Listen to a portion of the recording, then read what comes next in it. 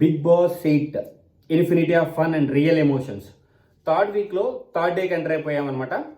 ఎవరైనా లైవ్ కానీ ప్రోమో కానీ ఫాలో అయిన వాళ్ళకి నేను ఏదైతే మాట్లాడుతున్నానో అది కరెక్ట్ అనిపిస్తుంది అనుకుంటున్నాను. నాకు ఒక రెండు విషయాలు చాలా చికాకు అనిపించాయి అనమాట. నాకు నచ్చలేదు. బేసిక్గా ఏంటంటే మెయిన్గా యష్మి నిన్న గేమ్ తర్వాత బెలూన్ గేమ్ తర్వాత స్టార్ట్ చేసిన ఓవర్ యాక్షన్ అలాగే కంటిన్యూ చేసింది.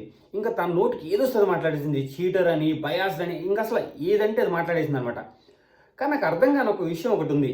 యష్మి గారు సేమ్ ఫుడ్ టాస్క్లో సంచాలకుగా చేసింది కదా, అప్పుడు ఒక 5గురికి ఫుడ్ మిస్ అయిపోద్దామన్న బాధతో మిస్టేక్ చేసిందంట. అంటే తప్పు ఒప్పుకుంది.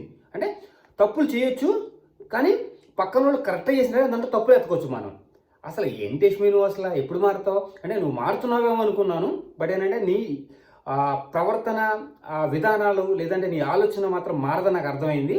మళ్ళీ వేరే వాళ్ళు తిట్టేసి మనం యాడ్ అవ్వడం, ఏంది యష్మి అసలు నువ్వు, ఇది మాత్రం అసలు టూ మచ్ అండి. ఎందుకంటే గేమ్లో ఒక సంచాలక చాలా ఆలోచించి డెసిషన్స్ తీసుకుంటారు. దాంట్లో చిన్న చిన్న మిస్టేక్స్ ఉంటాయి. ఆ మిస్టేక్స్ వల్ల నీకు ఇంత ఓవర్ యాక్షన్ చేసిన అవసరం అయితే లేదు. ఆ బెలూన్ గేమ్లో మేబీ 1 or 2 మిస్టేక్స్ జరుగుండొచ్చు. అబ్బాయి కూడా ఏం కరెక్ట్గా ఏం ఆడలేదు. అది యష్మి ఆలోచించాలి. అంతేగాని మన టీమే గెలవాలి అని చెప్పి ఏదైనా మాట్లాడాలనేది కరెక్ట్ కాదు. యష్మి మాత్రం చేసినది మాత్రం 100% కరెక్ట్ కాదు. ఇంకొకటి పాపం విష్ణుప్రియ ఫుడ్ దగ్గర చాలా ఫీల్ అయింది. అంటే ప్రేరణ చేసిన పద్ధతి ఆమెకు నచ్చలేదు.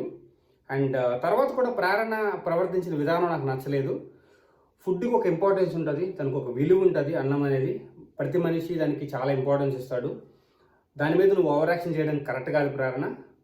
నువ్వు చేసిన విధానం నీకు కరెక్ట్ అనిపించవచ్చు, బట్ అందరికీ నచ్చినప్పుడు దాన్ని కొంచెం తగ్గి మాట్లాడాలి, లేదంటే దాని గురించి డిస్కస్ చేయాలి. బట్ ఏంటంటే నేను చేసిందే కరెక్టు, నేనింతే అనుకుంటా నడిస్తే నడవదు ప్రేరణ. ఓకే, నీ పర్సనాలిటీ ఎలా ఉండొచ్చు, నీకు తిక్కు ఉండొచ్చు, ఏదైనా ఉండొచ్చు, బట్ పక్కన మనుషుల దగ్గర చూపిస్తే వర్కౌట్ అవ్వదు అండ్ నీకు వర్కౌట్ అవ్వదు. కానీ నీకు యష్మికి ఏదో తిక్క పట్టింది బిగ్ బాస్లోకి వచ్చిన తర్వాత. అది ఏ టైప్ ఆఫ్ తిక్కో నాకు అర్థం కావట్లేదు. నీకు రోజు రోజుకి పెరిగిపోతుంది అనమాట. ఫస్ట్లో నేను చూసి ఒక గుడ్ కంటెస్టెంట్ అనుకున్నా, బట్ నీ విధానము, మాట్లాడే విధానము, ప్రవర్తన రోజు రోజుకి చాలా చండాలంగా తయారవుతుంది. చండాలంగానే వాడాల్సి వచ్చింది, ఎందుకంటే నువ్వు అలా బిహేవ్ చేస్తున్నావు కాబట్టి.